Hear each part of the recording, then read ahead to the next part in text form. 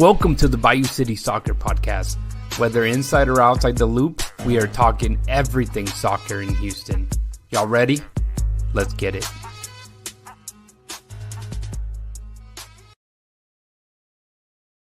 Houston, welcome to another episode of the Bayou City Soccer Podcast. My name is Rudy Segura, and I am joined, I am never alone, by my friend, my co-host, Cristian Putalias. Brother, how you been? Hey, what's good? What's good? Good, man. Good. Good. Everything good. I mean, I guess as good as we could be. We're doing good, but I mean, we may get a little emotional. We may have to start kicking back some stuff. Yeah, you're good. You're good. But we are also joined by Edson. I can see Edson. Edson, let me put you on here as well. I don't know. Something happened with Christian, but it's all right. All right. What's up, man? Can you hear me, Edson? I can hear you loud and clear. Can you hear me? Yeah, of course. So again, joined by Edson Ochoa. Edson, you're down in Houston, if I'm not mistaken, a couple weeks ago. So we changed a little bit. I love your cap though. Thank you. 23-11. The owner continues to win, and that's all that matters at this rate. But let's see what's happening with Christian. I don't know what happened with Christian. It's just fine. He'll come back. Have you tried plugging it off and on again? Please hit it. The power button, guys. Come on. Jeff Strong says, I just triggered Edson. Oh, my God. Yeah, so he tagged me in a video of former Toros head coach Junior Gonzalez. They interviewed him because he's the head coach of LAFC 2. And I'm like, memories of Vietnam. Oh, man. But glad everybody's here joining us. I know, people are going to start trickling in 9 p.m. right on time is usually what we do. Edson, that is a bird behind Edson. I think it represents a little bit of the red crowns. That's what it looks like to me, huh? Yeah, so it's a ceramic little parrot. It's not a red crown, but my intention was to paint it to look like a red crown. But from this angle, it looked like you can just say it's a red crown. You don't even have to submit or anything. It looks a lot of it. Dago says, "Feed the bird." I love it, man. Get in here. Christian is back. Trying to right. We got food for the birds. Hell yeah, plenty of food and talks about. But what I was gonna say from the beginning, thank you guys for joining us. I know, as I mentioned, people are gonna probably trickle in. There is big games happening around CONCACAF.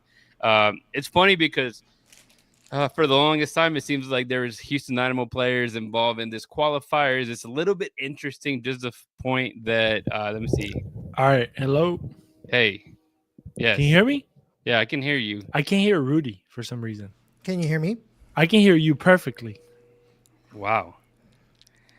I don't know what to say. We dead. Get out. I'm gonna kick you out. Go home. I honestly cannot hear Rudy. That's so weird. All right, I can hear Edson perfectly fine. That's so weird. Let me see.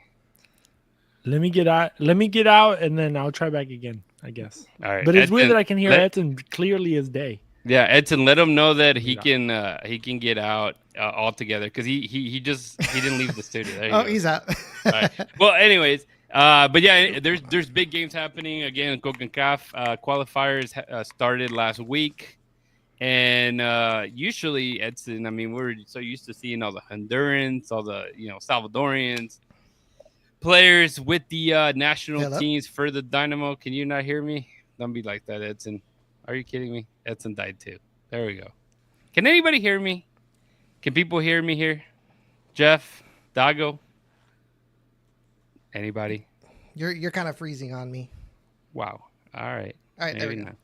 There we go. Oh, I was talking. I was moving. Okay. I can hear you fine. Can you guys? Yeah, everybody says they can hear me. Okay, it's not me. It's not me. Let's see. Christian has made it back. Christian? Yeah, I can hear you, Rudy, for sure. All right, now can you hear me now? Can you hear me now? Now? I got you. Jesus Christ. Man, right. I feel like the Dynamo, like at the end, it just dropped. There's no communication, and someone drops the ball every single time. Oh, you mean like in that game tying goal for LA Galaxy? We'll get there. But yeah, again, just to finish the mentioning of CONCACAF soccer, it's happening right now. Right now, at 78th minute, as we speak, El Salvador is tied 1-1 to Suriname. and Panama 1-1 against Guatemala. So those are important games. Obviously, it's home and away matches, but it's going to be interesting set of matches. And the top, yeah, Edson is the one going off. Is it me or is He's it Edson? blurry, right? He's blurry. Yeah, Yeah. I don't know. Huh. Edson. Everybody dealing with Wi-Fi stuff, Yeah. huh? It seems that way. Today's the day. Today's the day. But yeah, let's go ahead and talk Houston soccer at this point. Houston Dynamo, to be specific. Before we get too far into it, Chris, if you can tell the people how they can connect with us, man. Yeah, of course. Website for everything, guys, is going to be BayouCitySoccer.net. And that's where you're going to find everything and anything, all the links to everything that we post, everything that you may want to know about the Houston Dynamo, Houston Dynamo 2, and also some great interviews with local universities, Rice, U of H, who else? Not TSU. What was the other one? HCU. HCU. Yeah. And then just beautiful things that we have been doing over there. So go check us out. Remember, we have 3 podcasts a week. This one right here that you're listening to, we have Orange and Blueprint, and then Movimiento Naranja on Thursday. So check us out there. Don't forget to subscribe, like to the YouTube channel. We got over that 500 mark that we wanted to get to. So thank you guys for joining us there. And then also, if you're on the listening to us the day after, don't forget to leave a review if you can, or 5 stars on everything. And you can always find us at Bayou City Soccer on Facebook, Instagram, X, and Blue Sky. So those are our social medias. BayouCitySoccer.net, and shout out to We Got Soccer at WeGotSoccer.com, Ugly Guppy at UglyGuppy.com, and Elotes Bravos at Elotes Bravos on Instagram for sponsoring our show. And hopefully more people can join us as well. Absolutely. We love the local aspect of things. So hopefully, Edson, you become a local here soon enough again. Yeah, fingers crossed. Okay, let's go ahead and talk sadness. Nothing but sadness in this show today. I hope people brought their own clinics. If you didn't, you have a couple scars behind you, Chris. Feel free to shed some tears on top of them. But yeah, let's go ahead and get started. Kind of rip the band-aid off, so maybe we can talk more in depth and everything else kind of happening around. But yeah, Edson mentioned it, right? 1-1 draw against LA Galaxy. Literally the last second goal, 98 plus couple seconds. They pull one back. It just doesn't seem like there was Houston tried everything to close this game out, and it just did not happen. I mean, you look at this, yeah. I don't want to say it's the same old Dynamo because it doesn't feel that way. But nobody's talking about this exact game last year, right? When the ones tying it last second was the Houston Dynamo, and of course, yeah. I mean, it's part of soccer, and yes, it's the home team winning or rescuing the point. But it's part of soccer. It just the game does not end till the final whistle, and man, it was hard. It was frustrating. You could feel it. There was actually a good amount of people. I was there at the stadium. A good amount of people there from what it was a rain-out match to begin with. On my drive there, it was cloudy. It was starting to sprinkle, and I'm like, what would be the odds if it happens another time? Luckily, the rain held its the rain just kind of – the clouds held the rain, I suppose, but – it was a good game. The clouds do hold the rain. Yes. Sorry. Well, they decided not to let it go, right? They didn't let it go. But the starting 11 was a good starting 11. So let's start with that. I mean, we see the return of Ethan Barlow into the lineup after he kind of was MIA the last week, pairing with Antonio Carlos, who has been really good. I did not realize how fast Antonio Carlos was till they had made him, do a couple sprints in this game, especially in the first half. But then obviously pairing alongside what we already have seen, Felipe Andrade playing on the left and Griffin Dorsey on the right. And on the midfield, it was the biggest questions coming into this match since you did not have Brooklyn Reigns and Jack McGlynn. And I think Urso and I guess at this point, the guy being there was Dwayne Holmes taking over. They did a really good job. Nothing really to complain.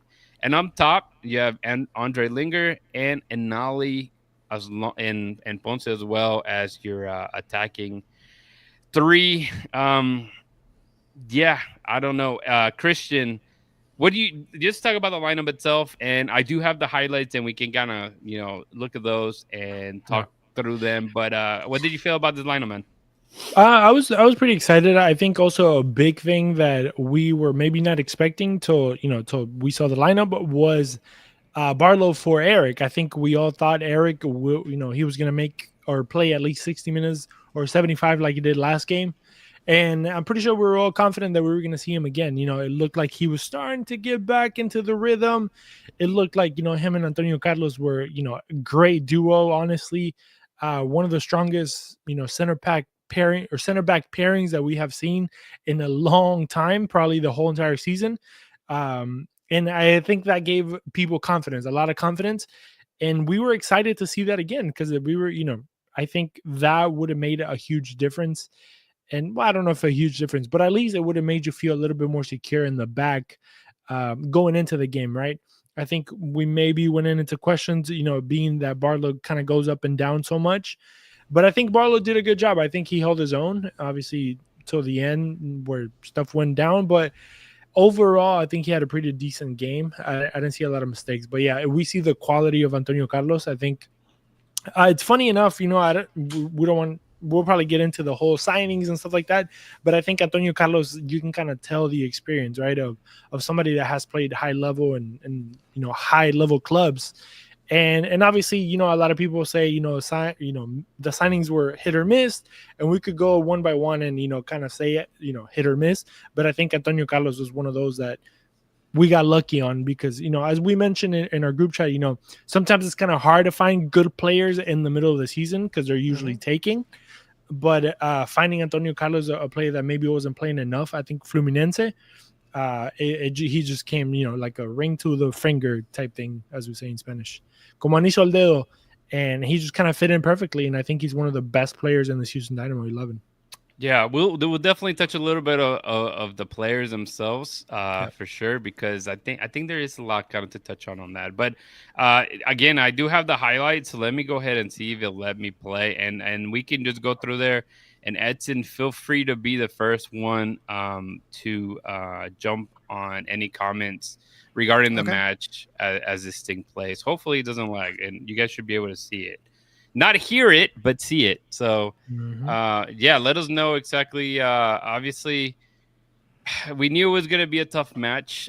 People see LA Galaxy in last place in the league, and I mean, deservedly so, with so many injuries, so many transfers out.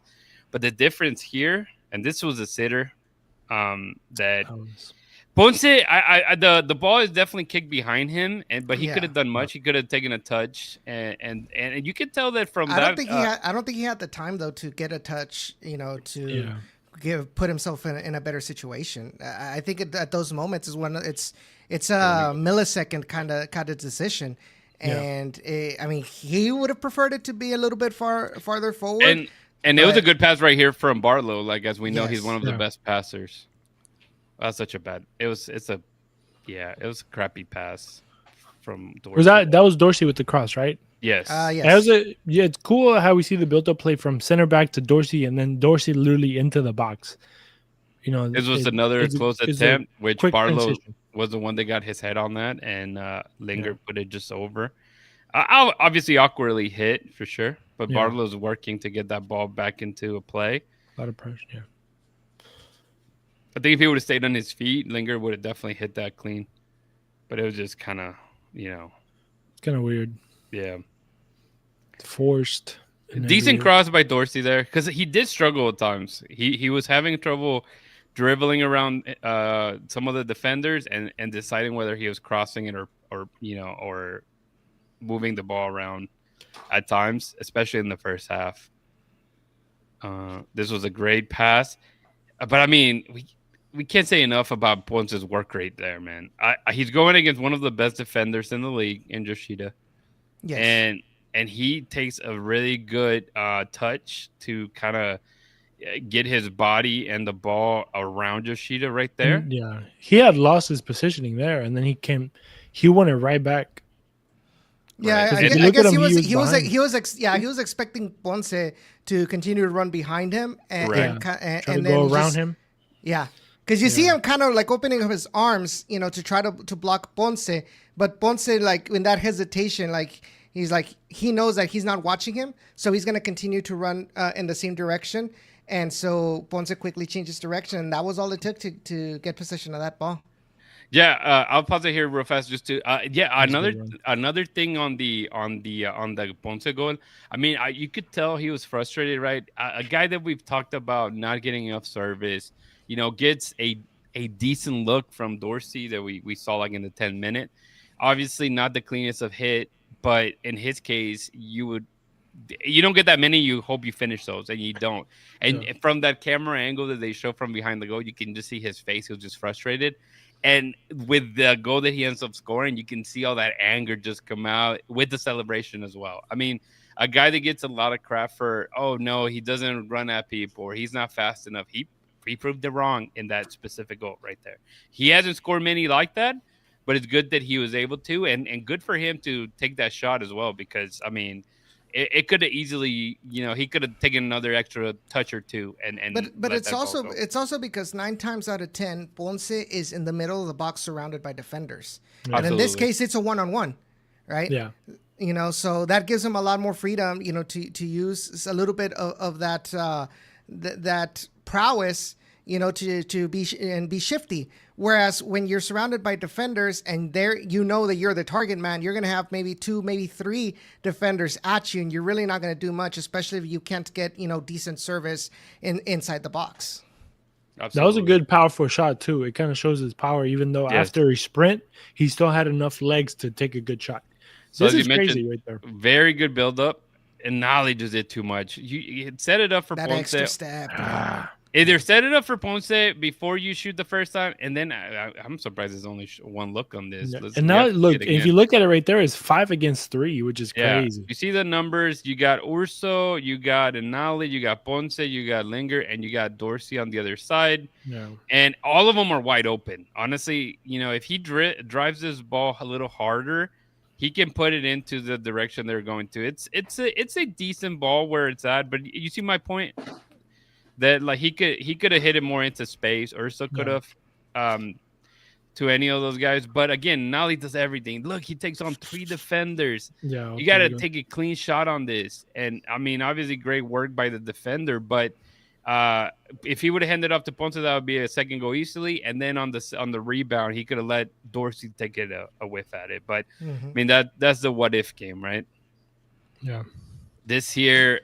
Man, Houston got a massive break early on because, I mean, once they put in Peck and even Christian Ramirez, I mean, this opportunity here, if it wasn't for, which I think it was Christian, right, that fell on the ground, or was it Peck? I can't remember. Whoever touched it on the ground, I mean, he was offside. It was very, very close because right there, he falls. That's Christian, I think. I think so. I was trying to remember. It was hard to see. But I mean, lucky break. And there was a defender on the ground, which I believe it was Bartlow, who spent a couple minutes on the ground. And then by then everybody's kind of looking at each other. They want everybody to bond. Okay, let's talk about this real fast. Yeah, real quick. They added 8 minutes. Yeah, I'll go right before. Just real quick before, it's not a play, but one of the things that I was watching the game on the Spanish broadcast. And I know that Jorge Perez Salido and Marcelo Balboa. Yeah, they were mentioning that, a lot of people, you mentioned it right before about LA Galaxy being last place, right? But they mentioned that LA Galaxy in the last couple of matches had actually been on a positive streak, that it wasn't the same LA Galaxy as the beginning of the season, right? So it was kind of like... It was kind of like people would be fooled if you just based yourself off of the statistics, right? So just wanted to mention that. I know they also mentioned about Ben Olsen, all the injuries, and how he was still able to make do with what he had in Houston this season. At least for them, it was a positive. But yeah, I guess let's go ahead and watch the. That that final play because I got a lot to talk and about. and like Edson said, just to kind of add into it, but it's interesting to see like people like Marcelo Balboa that obviously they're not a Houston based broadcaster or commentator, Hmm. to kind of see the same thing that we've been seeing, which is like Ben Olsen is playing with now with scraps, but he's just kind of He's working with handicapped, some. man. He's Yeah, handicapped. That's for I sure. mean, I at the same time, I'm not gonna like make excuses for him because it's still a professional soccer team, and you got to do what you got to do. But if you look at the scope of things, it could be a lot worse. Yeah, no, Just saying. Yeah. absolutely. But I think, like I said, we'll talk about it towards the rest. I do want Hmm. to update that Suriname is up 2-1 in El Oof. Salvador. Not the best of news for our Salvadorian friends here in the Houston area and in Texas in general. There is a couple questions here on the chat. Big Bites, yes, Quinones was on the bench. I don't think it was ever gonna be yeah, a thing no. for him to see minutes, especially Uh-uh. maybe if the Dynamo were up 2-0. 3-0, maybe he could have gone in, but Even then, I think I think if the pitch was still a little bit slick, I wouldn't risk yes, him. no, Yeah, and they barely gave him 15 minutes with yeah, Dynamo with too. that. I personally thought he was gonna be with the team like he was, but same thing. Just because D2 didn't have a game this weekend, so I saw him getting making the team sheet. And then as far as Eric, after the game, Ben Olsen mentioned that in fact Eric did get a knock, which scratched him for the game. Same Rip. story. I know that one is such a bummer after losing so many people. And we've talked about this about Arias Vichenko, apart from being a very good player and being probably one of the best players for the Dynamo, like if you just on paper, him missing out is difficult, but his leadership, man, he just brings something completely different that Yeah. I mean, it's no fault to Arthur, but he is not there, and it's very noticeable whenever Eric's on the pitch in comparison. But let me go ahead and finish this place here. 80, yeah. No, I'm sorry. Let me say something. I think if Eric was able to get in Houston in time, and then Eric was healthy like throughout preseason, he would have been the captain. Yeah, I can I see think that. they chose Arthur See that. because he was He was not going to available, be available. older, experience. Arthur was the one that kind of was next in line in a way. Like we said, not a cap on or knock on Arthur, but it just seems like he lacks the qualities of a captain, not of a good player of anything like that. He can be a great leader of men in the field. You're muted, but I think at the same Yeah. time, Eric would have done a better job. Yeah, Or at least it seems like. I was just gonna say he's a definitely good player, as you mentioned. He lacks a little bit of that character that maybe Eric Yeah, has, but he's also had, apart from he's played well, he's gotten yeah, better as the season came along. Arthur has, because I think in the beginning he was just getting stretched so much, and there was yeah. just so much he could do, That too. and that hurt him as well. Why haven't they sold Mikael Holiday? Does he play in D2? He does play with D2 every now and then. I mean, they really can move him, and I think he has an Yeah. option year, so he might not come back. Let me go ahead and finish the thing here. Where the heck is Yeah. it? There you go. So just a little bit of context at this point. So obviously, Ben Olsen brings in Pablo Ortiz, brings in Femi, tries to put in a line of five. At that point on, that's when they also bring in LA Galaxy brings in Sanabria. So from that point, like around 76 minute on, it was total LA domination, right? Yep. I know somebody mentioned as well right now about Pablo Ortiz. I think it was Jeff. Yeah, no, Dago. It's like we're guaranteed to give up a goal when we bring on Femi and Ortiz. I think Slow to play. I think it's definitely more Femi, but the context of why they came in. Another thing, they can't catch a break in that center back position. I mean, Barlow goes down. I couldn't. There was never a replay again, and maybe you guys that maybe watched it from home.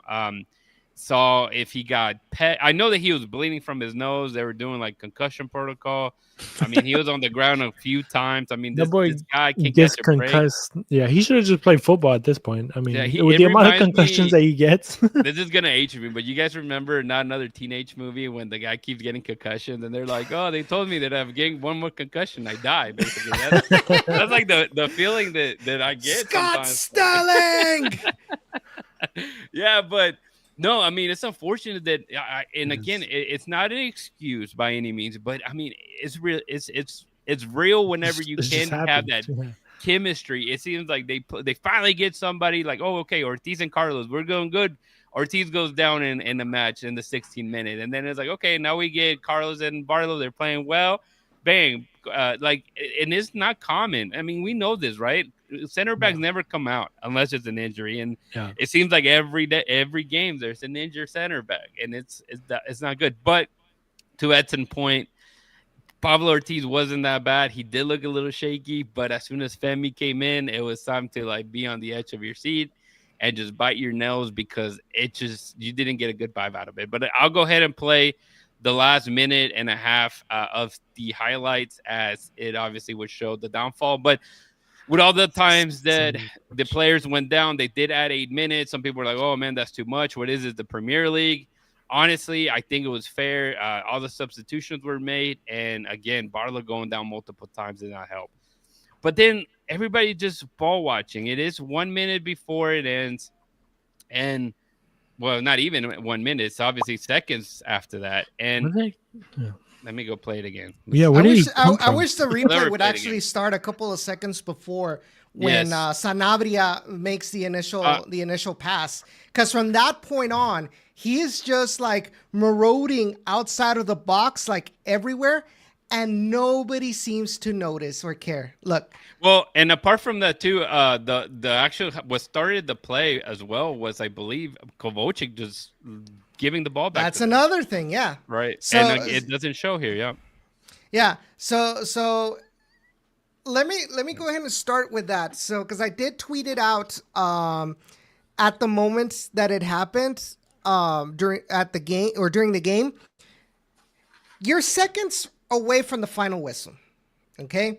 You know that LA Galaxy is going to be pushing their line high up. They're going to have everybody trying to attack. You have possession of the ball in the midfield. You're right. So the best thing to do for me is retain the ball, try to look to dribbling the ball out wide, out to the corner flag, something, or try to attract a foul, right? And that'll give you, more seconds, to burn and all of that.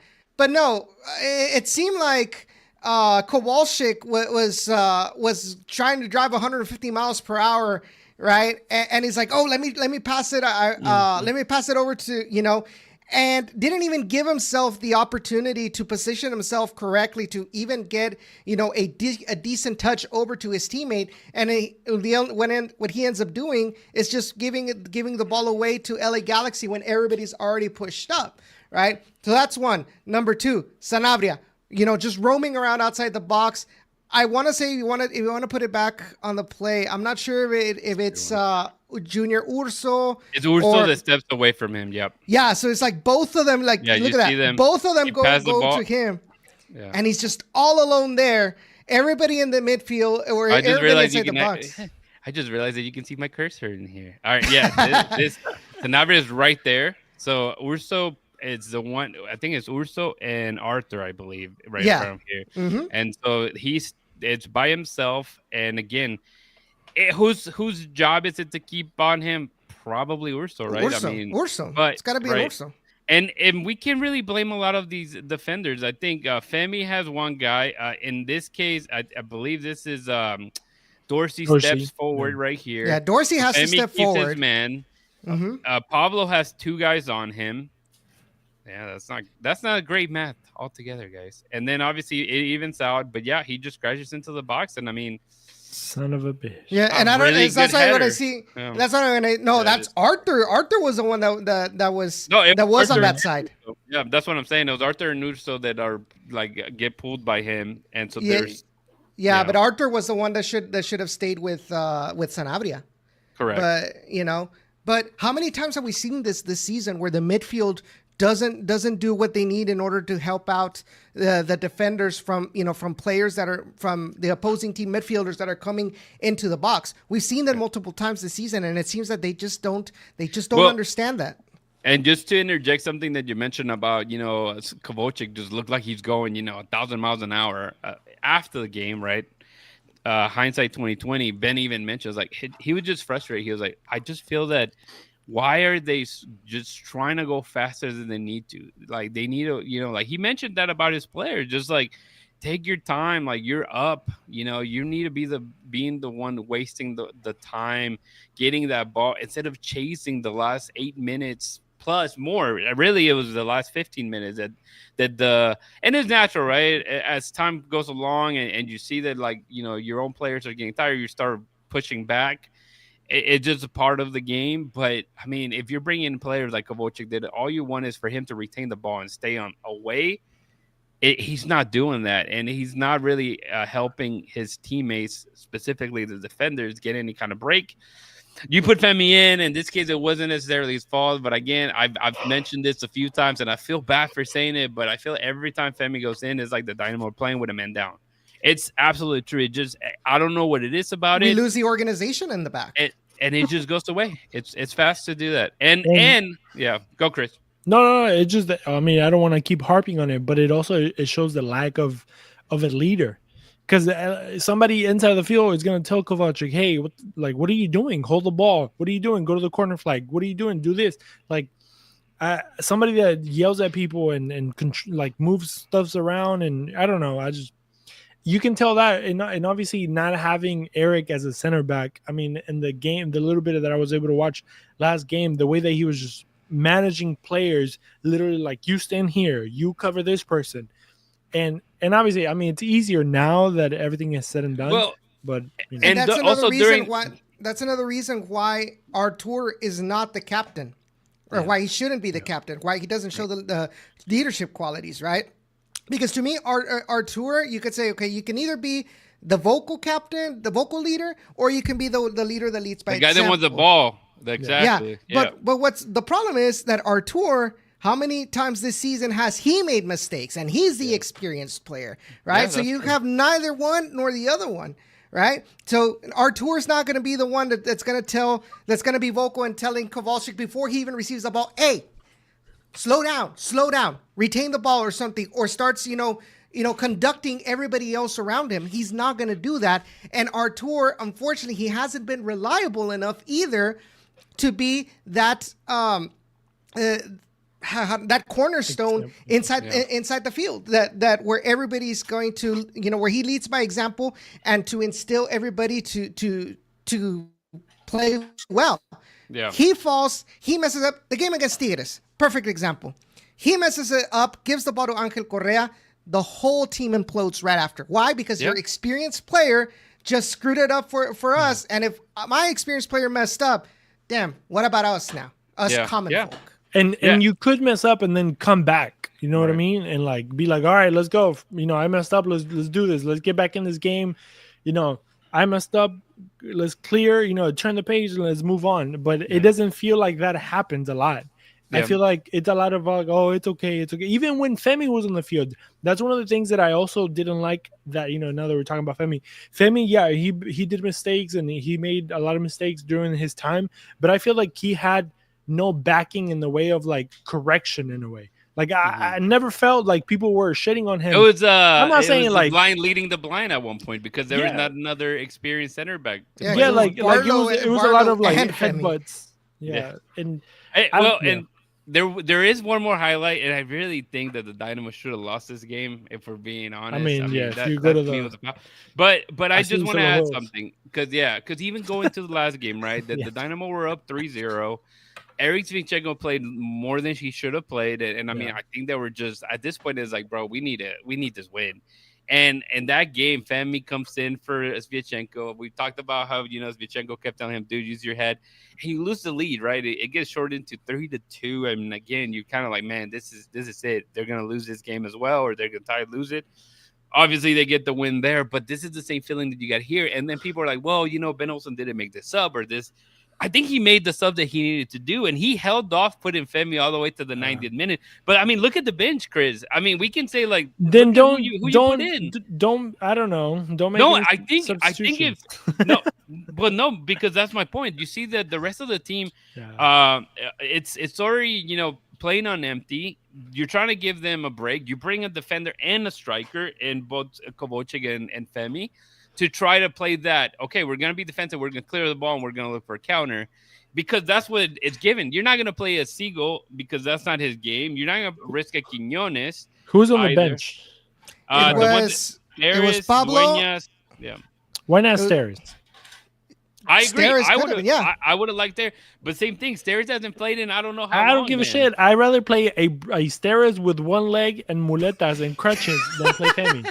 Yeah, because honestly. you know why? Because of the experience. He knows I that he'll agree. be in those moments, and that should be on Ben Olsen. Ben Olsen can't just be like, oh, he had a poor, dull of hands. I mean, bro, make a decision. I feel like that decision was terribly wrong, and that's on him. Even if it was one of his guys, I told him, I was like, bro, you can't. I mean, how many times have we said Femi, and poor guy. I feel bad for him, honestly, that we talked so much, or I did at least. I'll tell you myself. I talked down on him so much because he's just doing what he can, but he's not up to that level. If you have 5 minutes, you gonna tell me Steres can't play 5 minutes? I agree. It's almost, you know what I mean? It's almost like, and forgive me for putting my tinfoil hat, but it's almost like Ben Olsen doesn't want to burn Femi by for example, last week keeping Sviatchenko on too long to not put Femi. Probably, but at the same time, you keep on burning Femi, right? Okay. Because you have an alternative on the bench that you don't want to put in Femi, even if it's for just a couple of minutes. But it only makes it worse because in just those 8 minutes of stoppage time, Femi ends up costing you indirectly the game. Right. Yeah. The last week it almost cost us 2 points. In other games he definitely costed us a lot of points. So it's like you can't be gray in this subject. You either trust Femi or you don't trust Femi. Yes, absolutely. I completely agree. Also, I want to make this clear. None of those goals, or the 3 goals that were scored on the last 2 games, were Femi's fault. So if he's listening, we're not saying it's your fault. We're just saying that the story around it. And Chris, blink twice if you need help. Someone's behind Chris. We can't see them. They're too tall. Pat on set. I'm kidding. Just kidding. No, but no. Going to the Steres thing. We've also discussed about.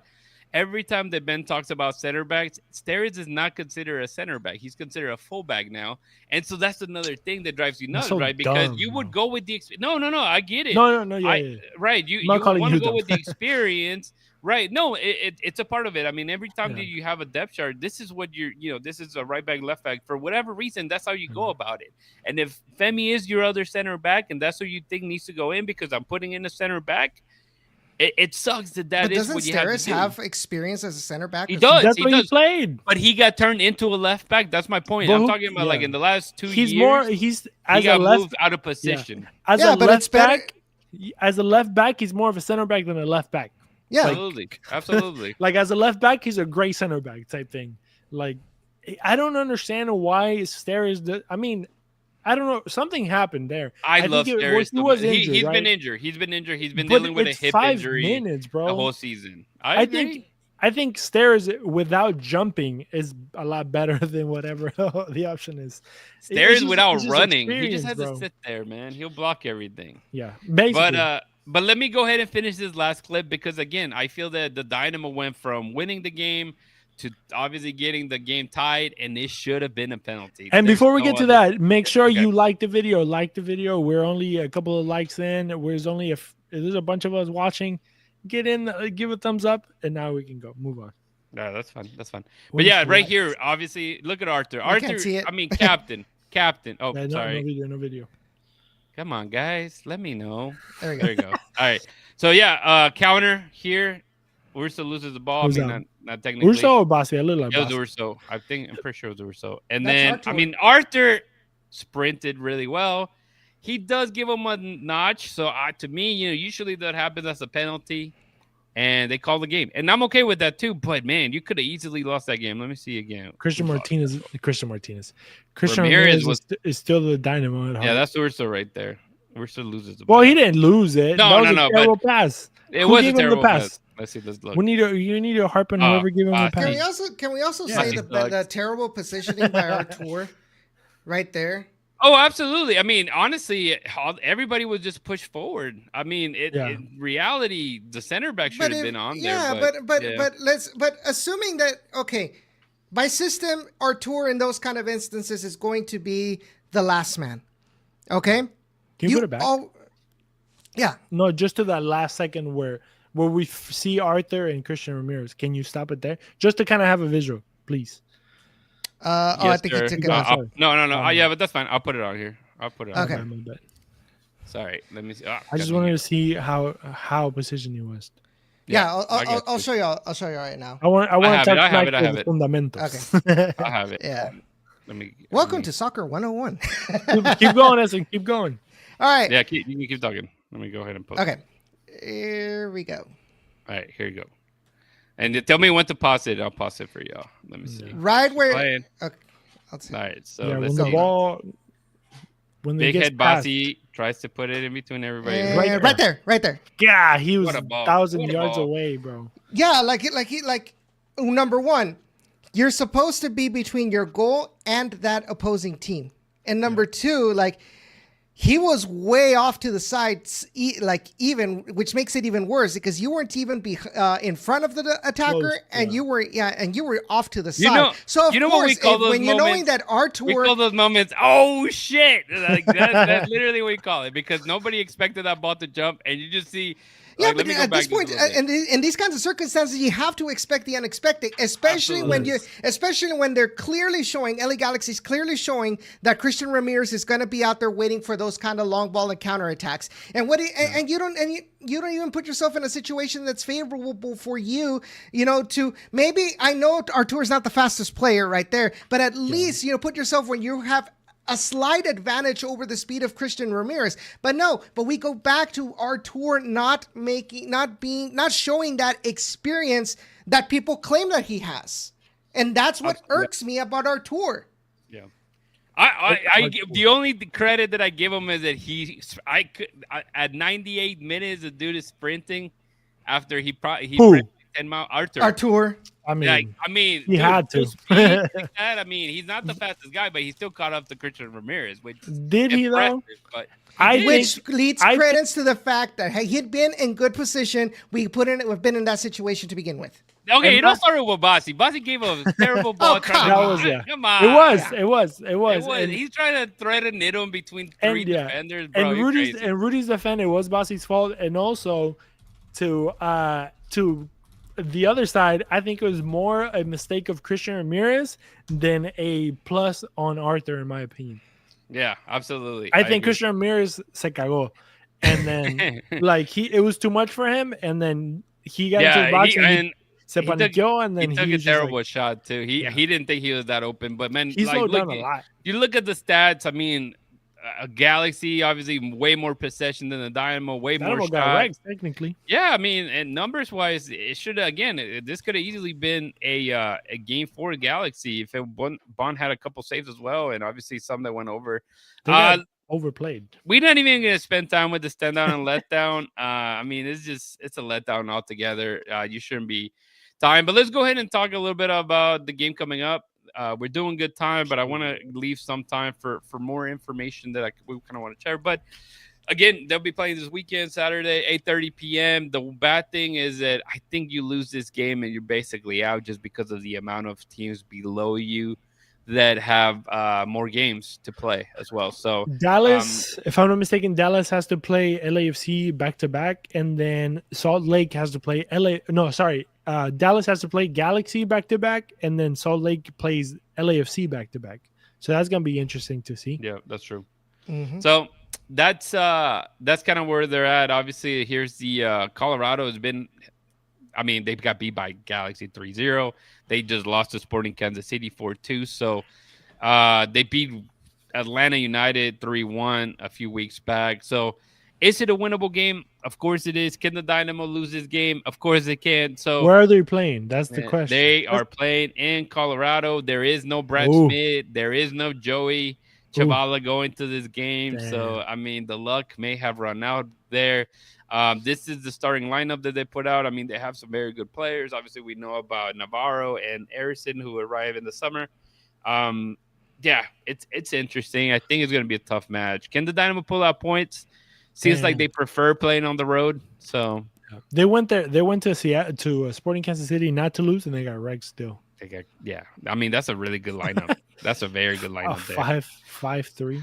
All right, Christian, do you have any orange divinations for this match? What are you feeling? Are you going to go ahead and call the playoffs being out of hand? The Dynamo are going to, keep everybody with, I'm so conflicted, because as a fan, I really want this team to win, and every time that I look at a game that any of my teams play, I'm like, it's a winnable game, and then they always lose, and I'm like, God damn it. This game, I think this is probably going to seal the deal for the playoff. I mean, I think there's still a lot of time for the playoffs. I think there's not a lot of time. There's 8 games left.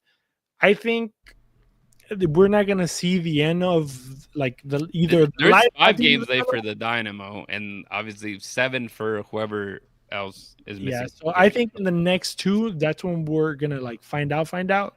But I don't think this is going to be a good step in the right direction.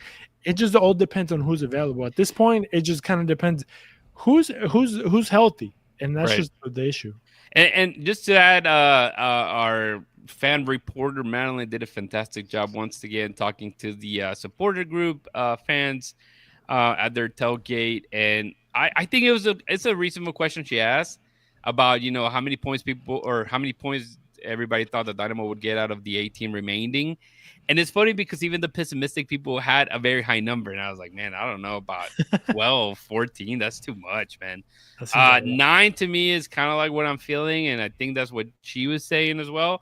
And that's because you kind of were like, okay, they have to beat LA. So that gives them 4 points right there. Sure. With 4 games remaining. But now, man, I don't know. It's not looking good. But okay, I guess before you give your orange divination, if you have one, if I missed it, but yeah, Jeff says a lot of people said 10. I agree.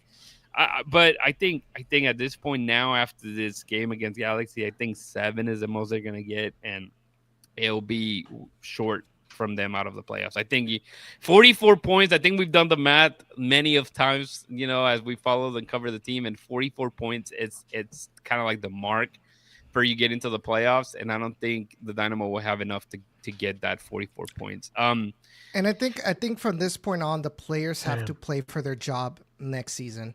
Mm-hmm. If they make the playoffs with that mentality, okay, well, I guess good for them, right? But at this point, when things are looking bleak and it looks like you're going to most likely be on the outside looking in, at this point, this is pretty much a extended tryouts so you can keep your spot on the roster for next season.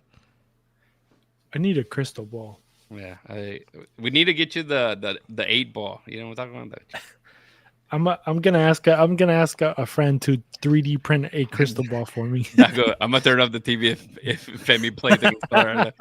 I feel you, man. I feel you. I don't know what it is. I don't know. I feel bad, but it's just become a narrative in this season for sure. No, here I go. The Dynamo are gonna win by 2 goals. Oh, dang. Okay. There's that. Win by 2 goals. So I don't know how, but by 2. Houston 10. Because Jacket's gonna be back. I think Ponce is gonna be a little bit more confident. If they play kind of like they played in the beginning in those first 30 minutes, I think the Dynamo played a pretty good game. I think everything went to shit after that. But if they can play kind of like that, I really like Holmes. I really like Lingard. I feel like he's more confident now. If they can play. So what you're saying is we board up Femi's front door, and then hopefully that'll be enough. Femi, I'm sorry, we forgot your ticket, bro. We'll see you We'll see you on Sunday. Well, anybody got a hookup for like a discount tire or something? I'll pop his tires and then leave a coupon. so he can go like. I don't want to like do damage, but so like if we can get like a hookup to get him tires afterwards. I'm No, more you know than what? glad. You give them the right ticket, but you send them to Miami. You don't send them to Denver. It's like, oh my god, like coming to like a Home Alone style, Like, where's those playing next? We'll give them a ticket for that. They're actually playing Colorado in Colorado, so they're traveling together. We'll put them on the wrong bus. Yeah, they do play in different stadiums altogether. So that's true. You're like, why are we going the other way? Like, you see them kind of. It's okay. It's okay. It was moved. Yeah, I mean, you're in the first team. I want to be positive as well, but I do feel that the team has a fight. I don't know if they have a, Do they though? They do. I mean, they were still fighting again in 90 minutes, man. They were leaving it out there. Now, it's a goal. I mean, look at the goal. It wasn't like also the cleanest type of goal. I mean, people are fighting, bro. It's 98 minutes. Come on, Boca couldn't do 90 minutes bro. Against a team but there was no fight. That's the thing. That's the thing. They fight. The problem is they keep on hitting themselves, and they don't go. They don't got bait. Yeah, no. So I'm gonna be negative. I think they're gonna lose, and I think this is gonna, as you mentioned, kind of seal the deal for the playoffs. And it's unfortunate. It's unfortunate because for the longest time, as fans and as people that cover the team, we always talked about like, man, we want to make it to the decision day, still fighting. Yeah. And for a while, 8 weeks before the season ended, you're like, oh, season's over. What makes my head hurt is that 60% of the teams go to the playoffs. Yeah. 60. You have to be good than a handful of teams. Okay, good point that you mentioned that, because that's a lot of the thing that people don't understand. People already want to get rid of the coach. People want to get rid of everything. I mean, but it's not the same as EPL. It's not the same as other leagues, because here you're able to give teams the opportunity to actually create a system and make it work, right?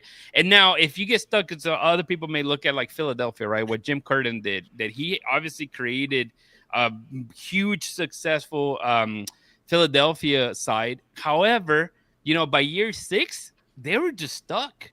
They weren't really doing much of anything. It was like, yeah, we're making the playoffs consistently, but they weren't really winning trophies like they should have been winning with the talent they have, with the homegrown that they have. And eventually you do have to move away. And I don't think the Dynamo are there yet. And I understand the frustrations. And I do want to hit on the tweet that we saw earlier today, because I think it's important to, the frustration the fans are showing, but fans that are kind of logical to an extent, of not just saying like burn everything down and just start over. That's dumb. But also, I think also like one of the things that I think we as fans, or like we that cover the Dynamo, is something that we maybe should be pushing the Dynamo a little bit more. I think we always settle for like, oh, let's make the playoffs. I think that bar of making the playoffs is a very low one, in my opinion. Because if you have more than half of the league making the playoffs, then it shouldn't be that hard, in my opinion. So, but for how long did the Dynamo didn't make it, Chris? That's the thing. It's understandable. But just because I get it, just because you were bad at one point in time and you were terrible and the organization was shit, we have to turn the page and like look forward. I know we can't forget that obviously the last 2 years, honestly, we have done, the Dynamo has done in the last 2 years what they couldn't do in the last 8 or something, right? And they did that in 2 years. And I think that's what also, to give credit to you, I think people forget that, right? Like this last 2 years were pretty good and they were like ahead and they did some really good moves. This year, obviously, they did drop the ball, and I think it's good that Pat Onstad and Ben Olsen have been frontal about it. I don't think they have been hiding. And obviously, they're going to be politically correct and not throw their own players under the bus and be like, yeah, I have a shitty team. But, I mean, they kind of say it, They're like, this is the cards that we have been dealt with. At least Ben says that, right? Because he doesn't deal the cards. The cards kind of come to him, and he's like, what can I play with, right? These are the cards that I've been dealt, and I have to play with these. The guy that deals the cards, the dealer, Pad, I think he messed up. He picked up the wrong deck of cards, and he got the shitty ones, and he's giving that to Ben. But also, I think as fans or as media, or as people that cover the Dynamo, I think the bar of playoff is a really, really low one, and we should at least kind of like the Mexican national team in a way. like where you guys want the 5th game. You're not asking to move out of group stage. You just want to get out the group stage and win that game, because that is the challenge for you guys in a way, right? It's not making out of the group stage. Going out of the group stage should be a given to Mexico, obviously, depending on who they have in their group. But other than that, the 5th game is like your MLS Cup in a way. Obviously, it's not, right? But that should be like going into a Western final, right?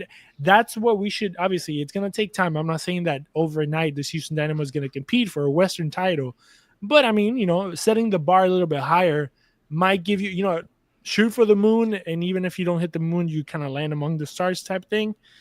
I mean, obviously, that's just me being extra. No, but that's the expectation that is led. I mean, obviously, first year of Ben Olsen reaching all the way to a semifinal. I mean, the expectation was like, hey, okay, this year you have to do better. Was if you made it to the semifinal the first year, your expectation is to win it year 2, right? I mean, that's normal. Yeah. Go right? higher, and they did great with points, and obviously it didn't pan out in the playoffs. And then this year it took a giant step down, but you have to put everything into context. You have to put everything of like the players that were gone, the players that came in, not the same type of quality. They understand this. We've talked to Pat Onstad. We've heard Pat Onstad in other interviews saying the same exact thing.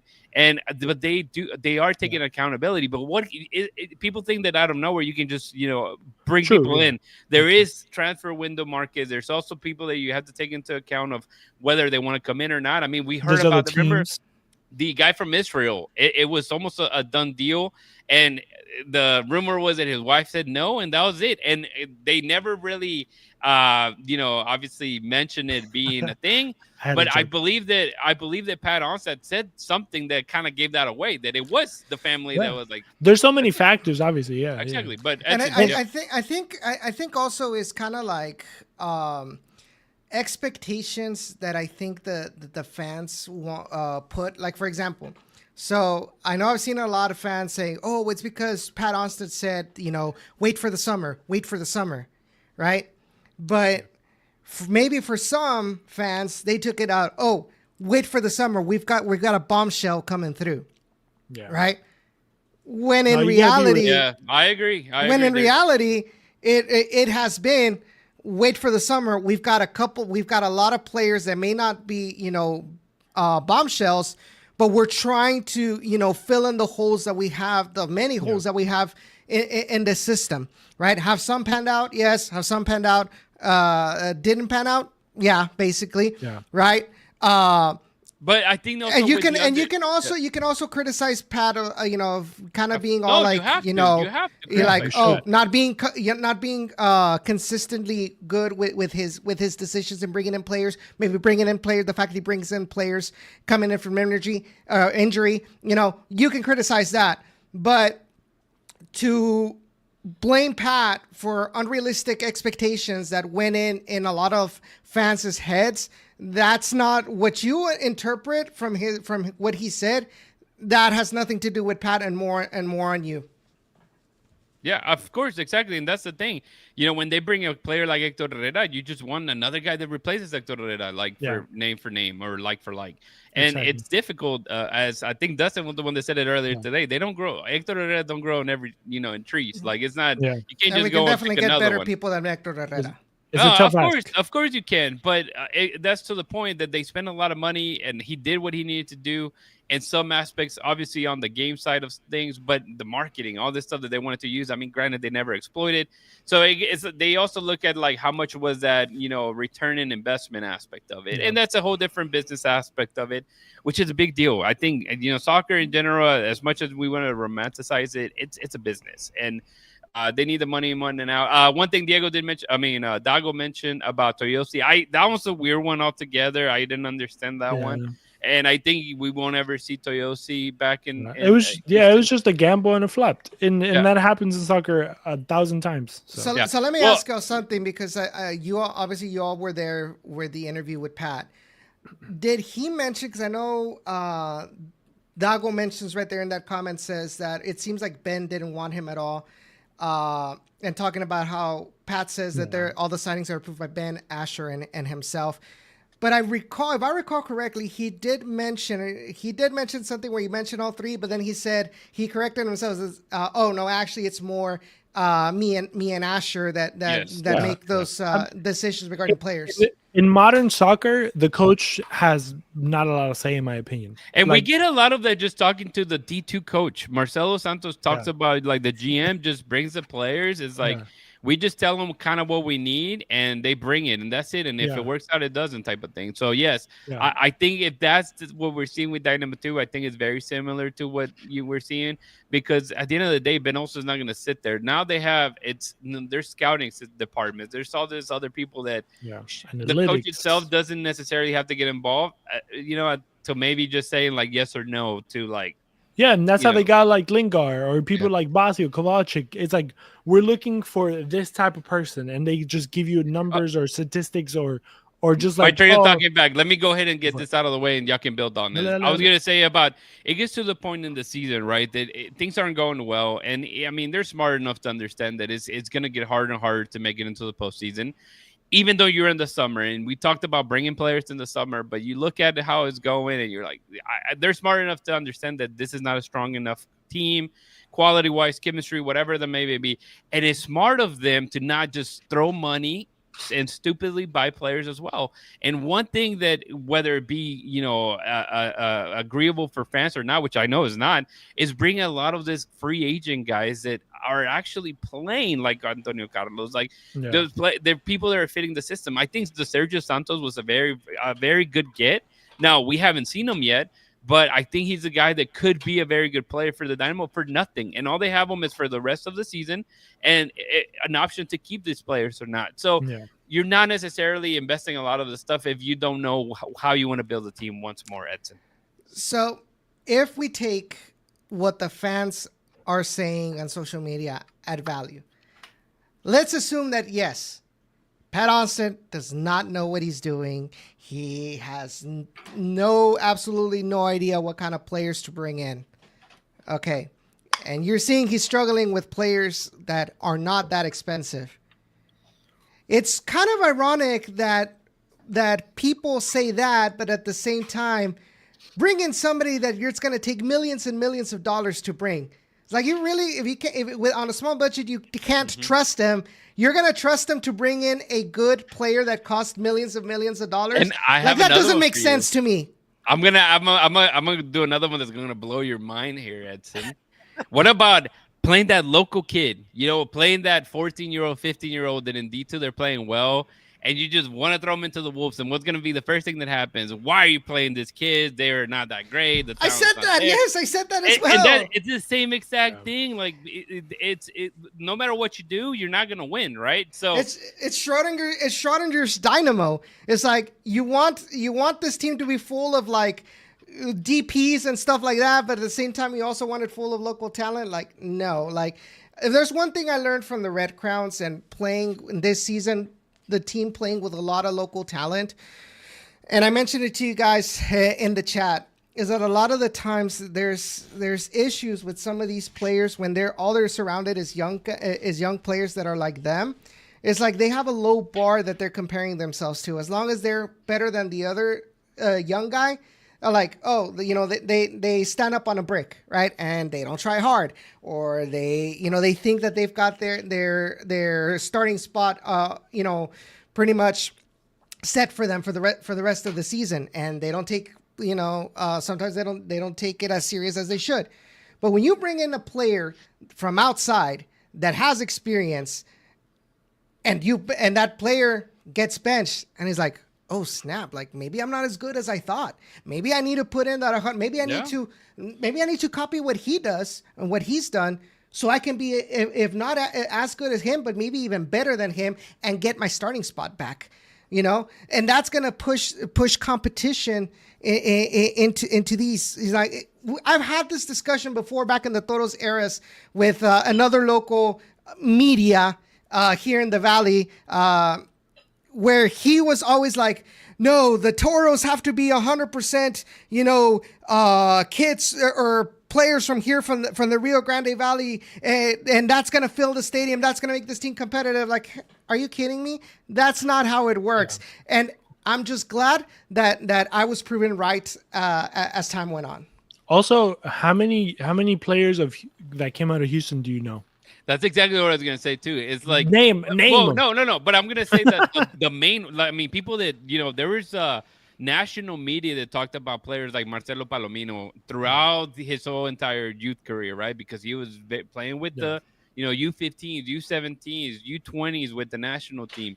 I mean, and eventually we got to see Palomino, and it happens everywhere, right? There's some players that are really, really good at their age group, and eventually they don't take another step. And Me too. I was great.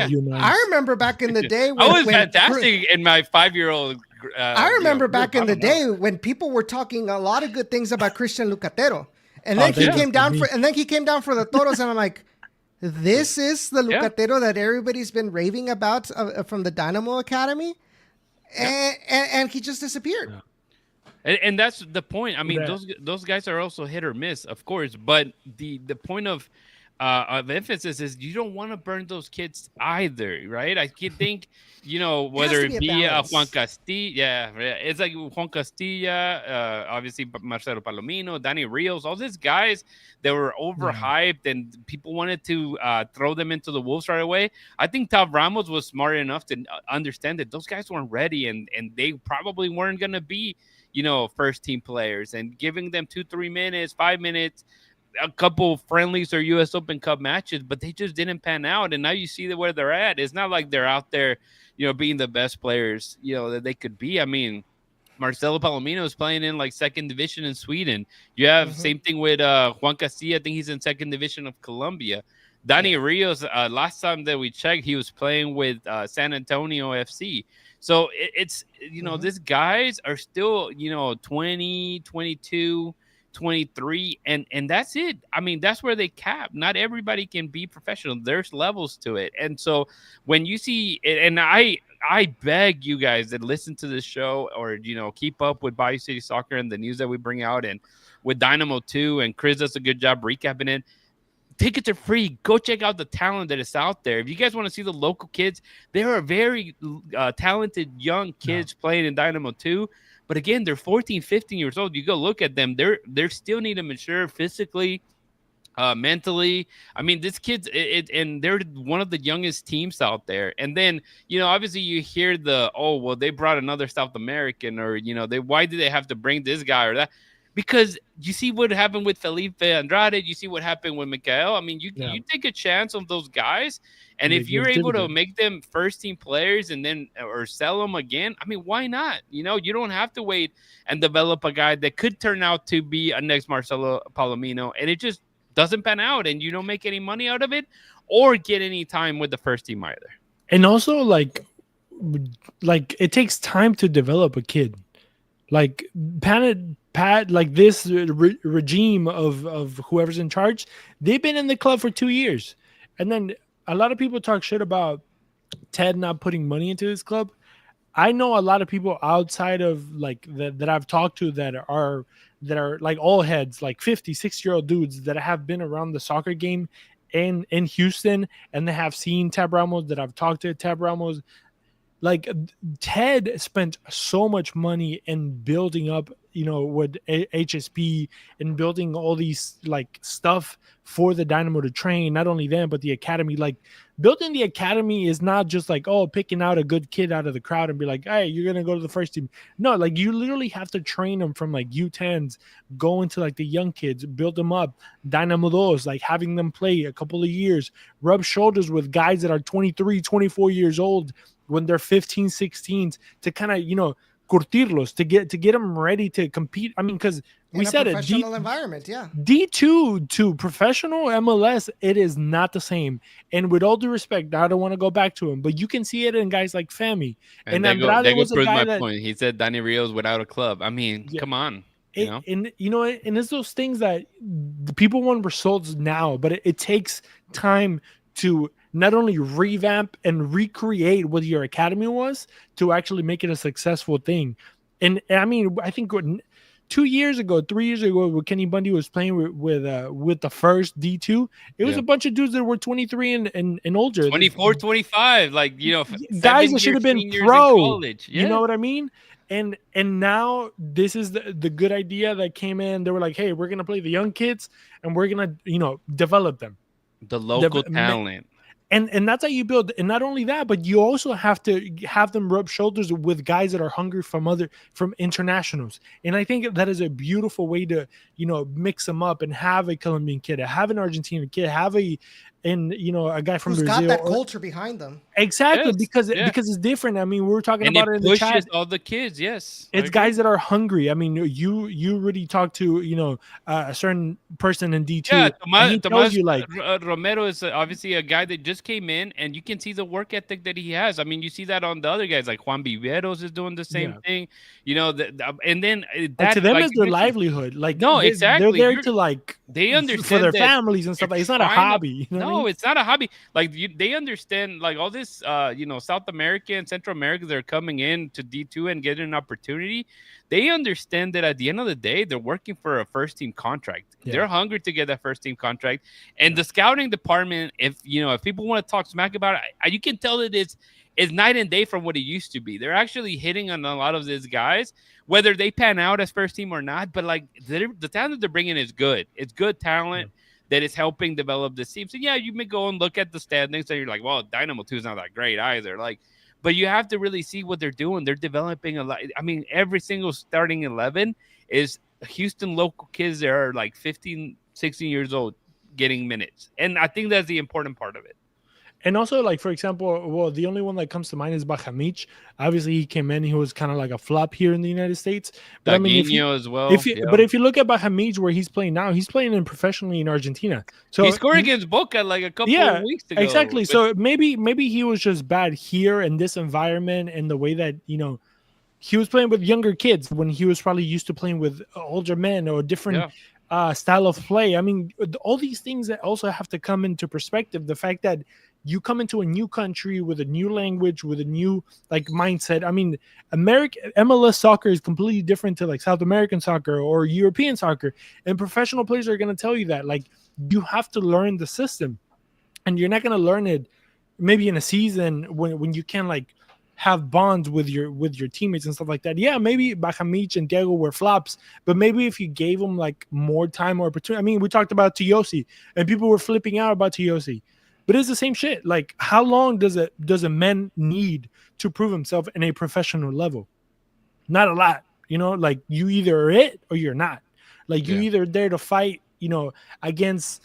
I mean, who did he came to fight with? Against Ponce or Siegel?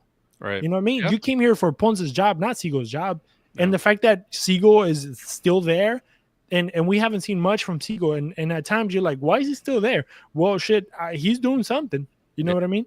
And when he comes in, he proves it in his time that he comes in and he proves it. But he's a kid from the MLS. Yeah, and these talks are fascinating to me because obviously this is off-season topics, and I think it's going to be interesting on the amount of turnover that we're going to see.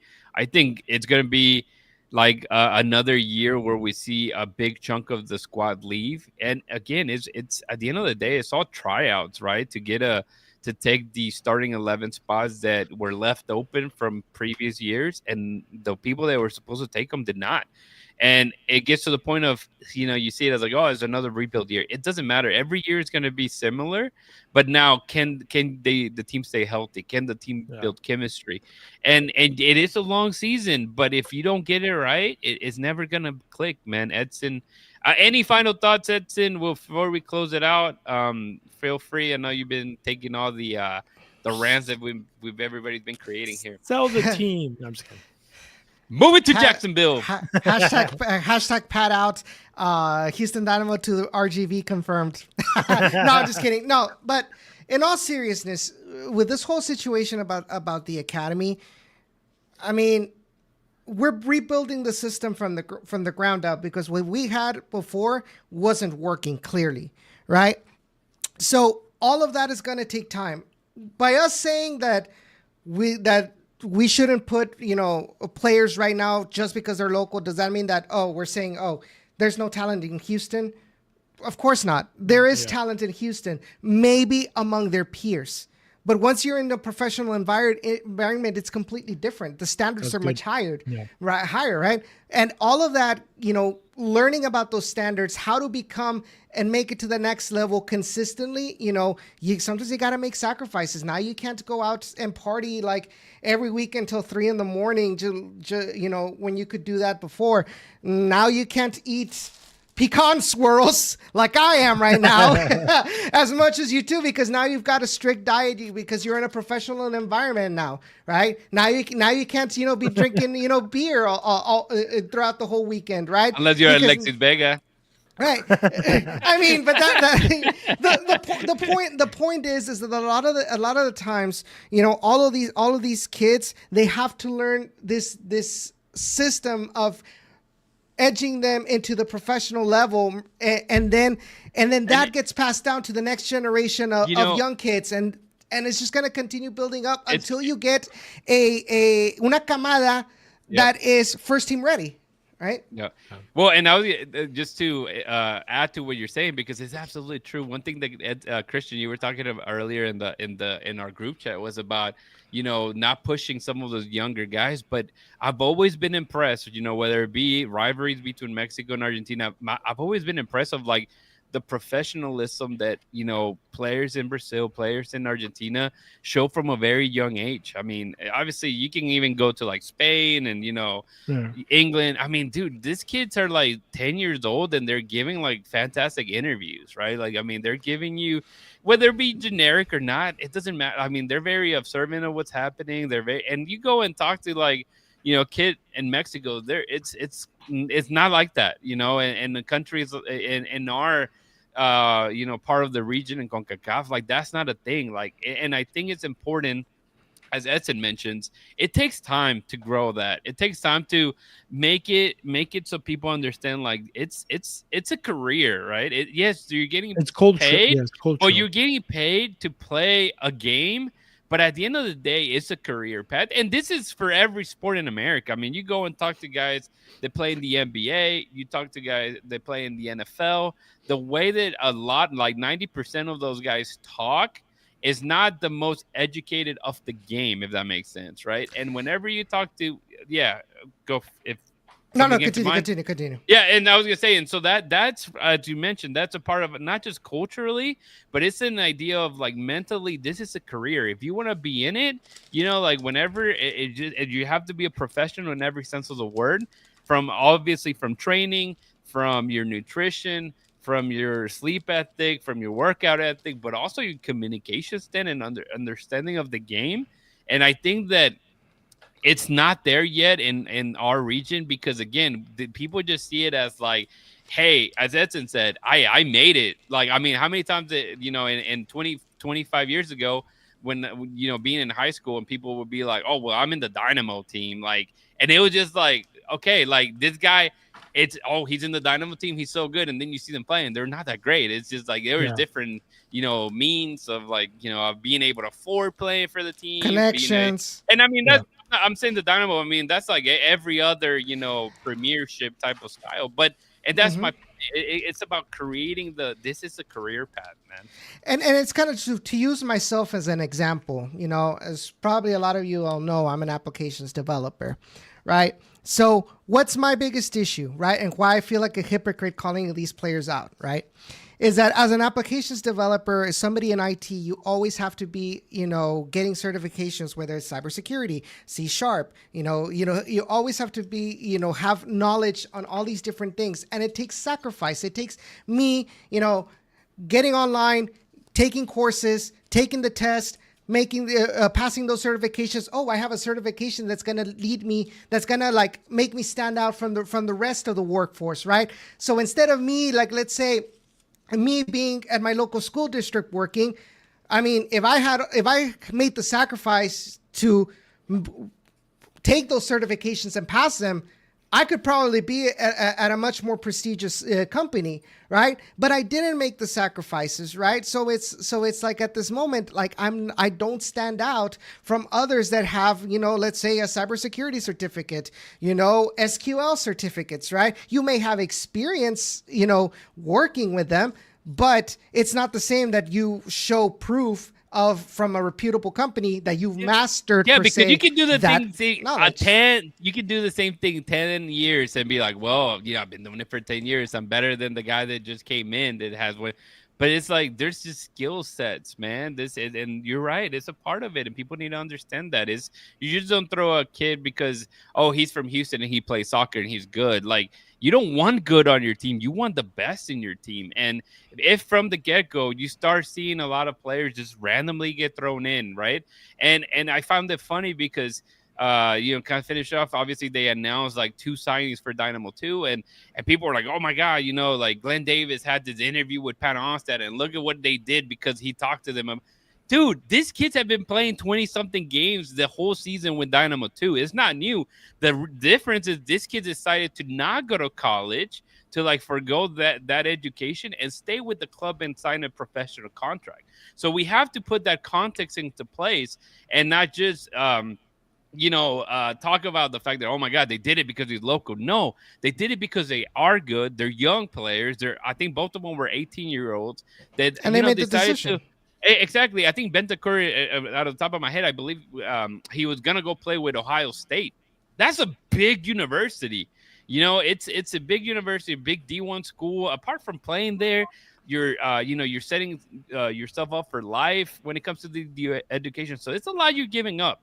And they're not making like millions of dollars like a football player would in the UIL stuff. But at the end of the day, wait, did I say that right? It sounded weird. Yeah, the you know what I mean. But but at the end of the day, it's still important for them to like be like, hey, this is a guy that we could keep, and they want to stay here, and that's why we need to sign this contract, because that's why you're signing this contract in August when school starts for everybody else, and so we got to put into context and into perspective all of this. It's not just signing people to sign them. These kids have been playing all year with Dynamo 2. And again, there's going to be a Dimorelli who's, gets called up to the national team all the time.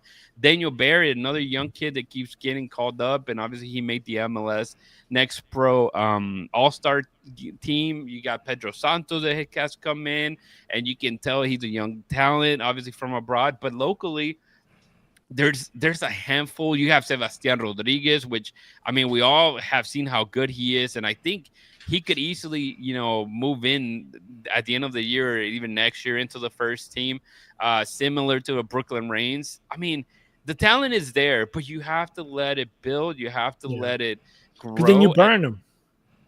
Bingo. Yeah. And that's what you don't want. You don't want guys that are going to show up not ready, and then that's it. It's going to be a thing that we've seen with big clubs, right? Yeah. Barcelona, Real Madrid, like name a big club, and you see how many kids go from La Cantera, from their academy, play 1 or 2 games, and then they end up in LA Galaxy. I mean, it's just a vicious circle, of course. It's just a part of it, man. But all right, guys, this has been a really good episode. I hope we can keep discussing topics like this, because I think we're all passionate about it, because we all see it. And I don't think that it's about us agreeing, because there's a lot of things we disagree on when it comes to the actual maybe play of the team and whatnot. But the building of it, the building of what this team could be, and the progress that it's making is real. It's there.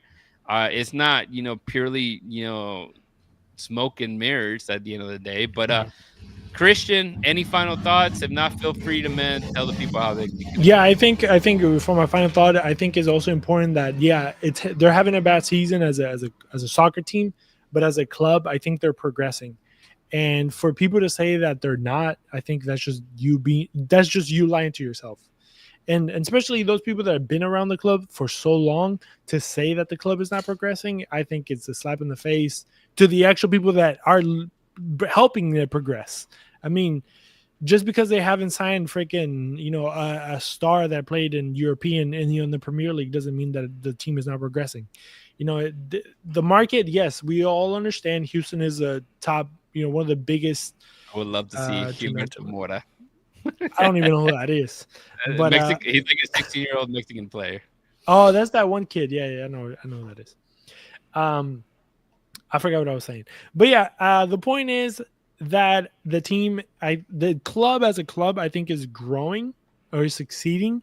And I mean, the soccer team itself is not good, but it's not that it's okay, but we just have to live with it. Those are the cards that were dealt.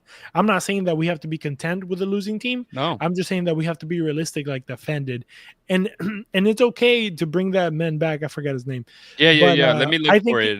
I'll give him. I won't read the whole thing, but I think it was a good. It was good because they also have to, and I think they do understand. But I mean, there's not much they can do. But I think it's cool to let them know that hey, we are frustrated with the shape of whatever's going on. I don't know if this guy's listened to us, but Isaac, I'm gonna try not to butcher his name, but Isaac Diefenbach, he wrote an open letter to the Houston Dynamo on Twitter. Yes, Jeff, that guy.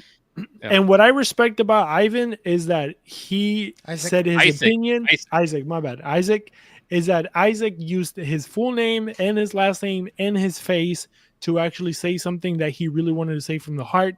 He didn't go out there and just started cursing out everybody or saying like stupid shit that doesn't just make sense. The guy was reasonable with his not even his command, not what would you say, his demands in a way. Yeah. Because he's not really demanding much. He's just demanding for the team to be good, which is a reasonable demand for a sporting team. But I respect the fact that he used his name. He was upfront about it. And he acknowledged the issues there. And I just fact with what I don't like is when people talk and they don't put their face behind it. I think you're a coward. So if you're listening to this and you don't use your name to voice your opinion, you are a coward. And that's just the way that I see it. We're looking at you, Big Bites. What's your name? No kidding. no, nobody in our chat, but I just think it's cool when people, truly put their, who they are behind their opinions, because I think that makes you an actual real person. So stop trolling, stop being a troll, and just be you. And if you don't like something, say it with your chest, but at least let us know that it's you.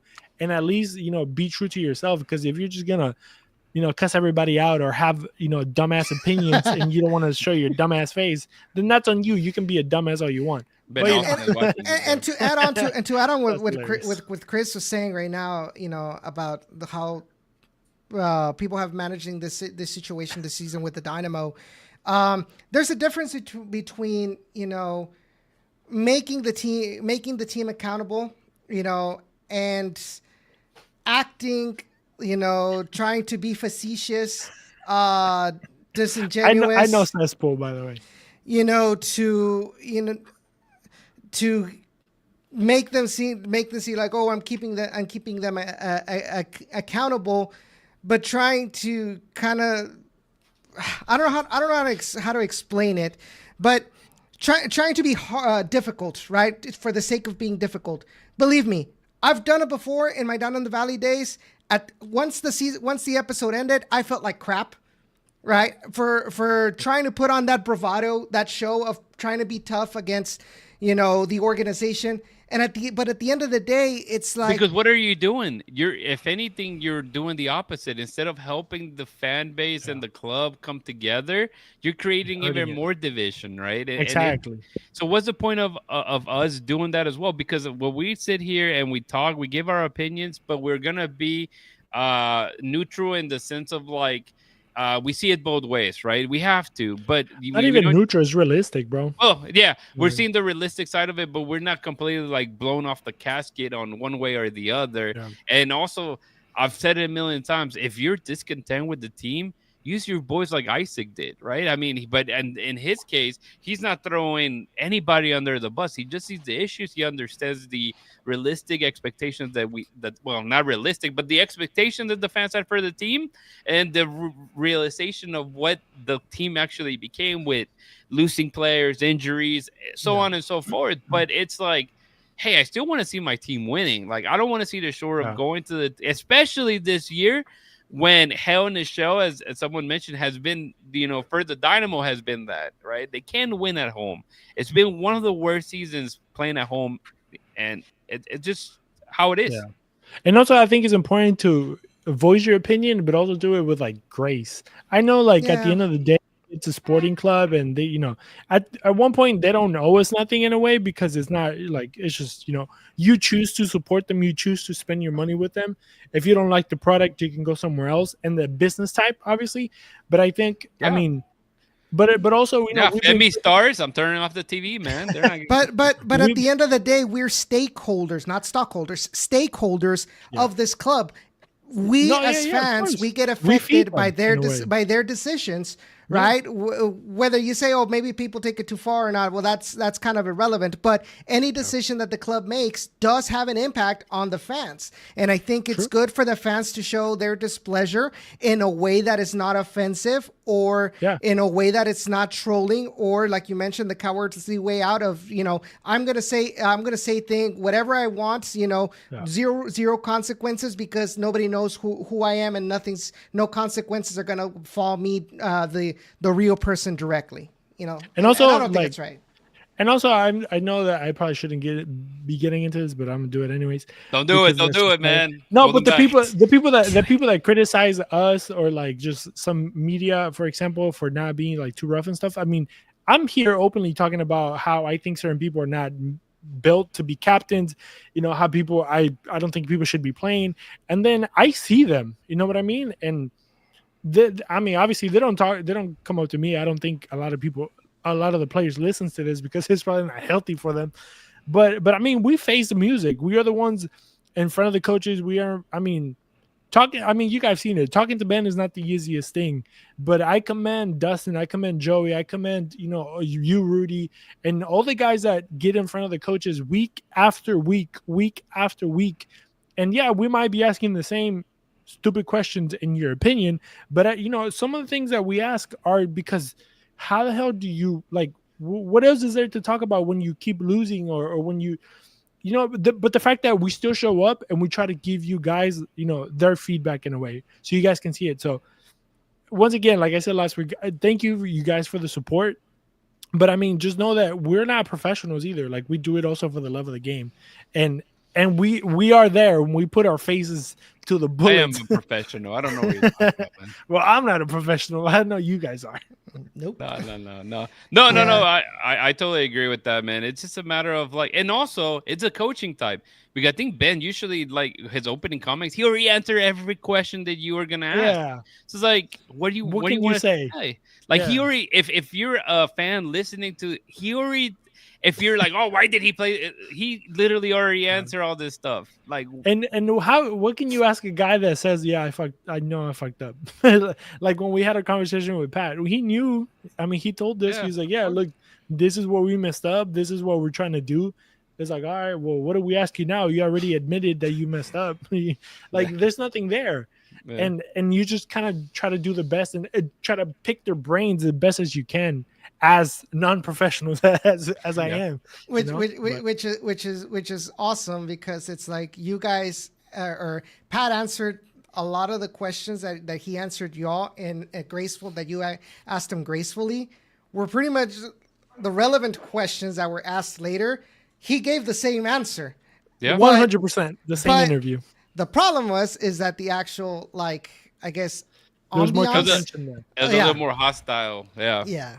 ¿Y qué necesidad? Como dijo Juan Gabriel, ¿qué necesidad para qué tanto problema? Yeah. No, absolutely. Thank you guys. Thanks, Jeff. Thanks, Big Vice. Juan Gabriel made it into the podcast. Look at this. The guy has been dead for like 10 years. That's them bringing him back. I love Juan Gabriel. Yeah. Good enough. All right, Chris, man. Fantastic show. An hour and 30 minutes in. Woo. Tell the people how they can connect with us, man. We should have gone for 3 hours, bro. We should have gone for 3 hours. All the podcasts that I listen to are 3 hours. So, and my podcast, History Football Club, is not that long, so go listen to it.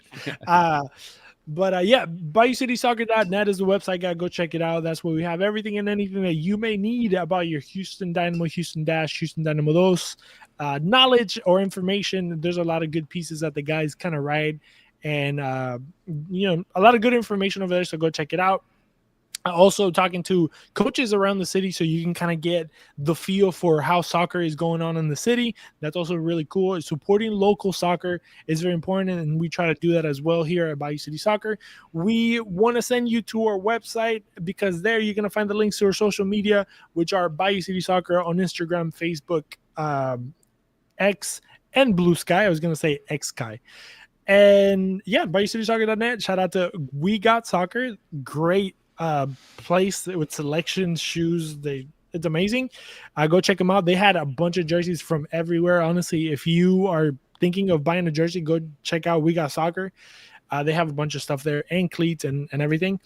Ugly Guppy, great products, great shirts, hats, banners, this, that, anything you need printed, go check out Ugly Guppy at uglyguppy.com. And if you're hungry, just show up to a game. Go to Elotes Bravos. It's, was it fresh, never canned or something like that? Roasted, never canned. It is good, though. It is good. It is really good. I kind of wish I would have stopped on Saturday, and I forgot. But all right, just a quick thing. Yeah, El Salvador ends up losing 2-1 to Suriname. Look at Group A. Currently, Suriname tops it with 4 points. There's still 2 more games remaining. Yes. El Salvador is in play. They're in second place. They topping the. And El Salvador's defense, Suriname's players is a bunch of Netherlands guys that didn't make it to the first team. Exactly. So. There's the Houston Dynamo legend in there. There's a Houston Dynamo legend in there. Bandit Cuss. That he couldn't break into Dynamo 2. He played a really good game last game. I haven't even looked at how he did this game. But El Salvador is on the way looking out. And Panama, Coco Carrasquilla and Panama are in third place in that group with 2 points, which, at this moment, they would not be in the World Cup. Obviously, 2 more games. Actually, 3 more games to play for all of them. So Coco should have stayed in Houston. Yeah, I'm trying to do the math here. Anyways, Pumas is garbage. But thanks again for joining us. Hopefully, you guys enjoy this show. And as Christian said, man, we truly do appreciate whenever you guys leave likes, comments, reviews on the platform. So please, we appreciate it. And even if it's bad feedback, man, we'll take it. We don't get hurt. It doesn't hurt my feelings. Hey, my comment wasn't for cesspool, by the way. I'm cool with cesspool. It's for the other trolls. Yeah. All right. But whatever happened to Senor Gol? That's another. Maybe we have to do some research. That guy. Yeah, don't say it. All right. Don't forget to hold it down and keep it forever orange.